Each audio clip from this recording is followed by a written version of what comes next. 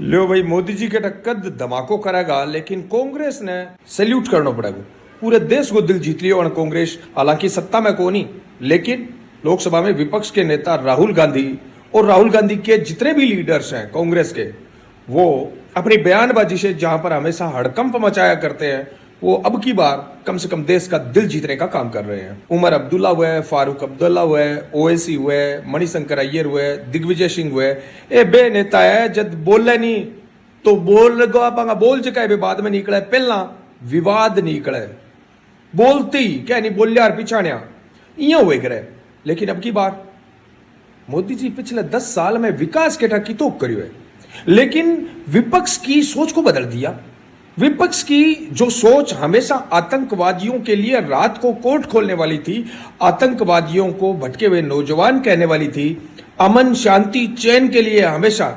बेकरार रहने वाली थी, वो विपक्ष की सोच अचानक 10 साल के अंदर इस कदर बदल जाती है कि सत्ता पक्ष की हां में हां मिलाने लगते हैं। सल्यूट है, एकता में अनेकता और देश की अखंडता को बनाए रखने के लिए इसी प्रकार के विपक्ष की देश को जरूरत है। तो यहां पर हमें मोदी सरकार क्या कदम उठाती है वो तो देखने वाली बात होगी, लेकिन जो देश ने देखा है विपक्ष की एकजुटता, विपक्ष द्वारा सत्ता पक्ष को खुला समर्थन, ये अपने आप में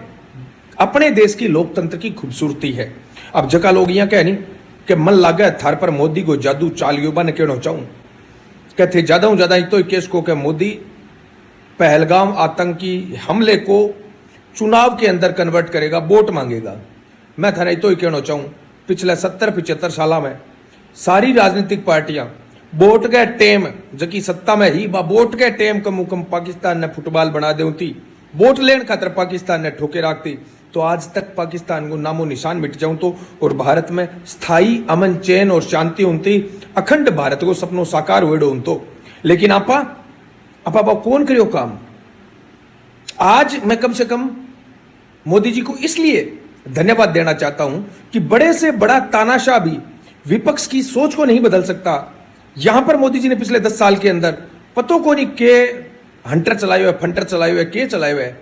विपक्ष की सोच ने बदल दियो। अब विपक्ष को समझ में आ गया कि देश के अंदर अगर आपको कामयाब होना है, राजनीति में कामयाब होना है, तो भाई जी एक तो हिंदू धर्म के खिलाफ नहीं बोलना है और दूसरा देश हित, राष्ट्र हित को सर्वोपरि रखना है। ये बात विपक्ष को समझ में आ गई। हालांकि सत्ता पक्ष की देशभक्ति की परिभाषा भी कटघरे में खड़ी रहती है हमेशा, लेकिन फिर भी मैं कहता हूं दिखावे के लिए ही सही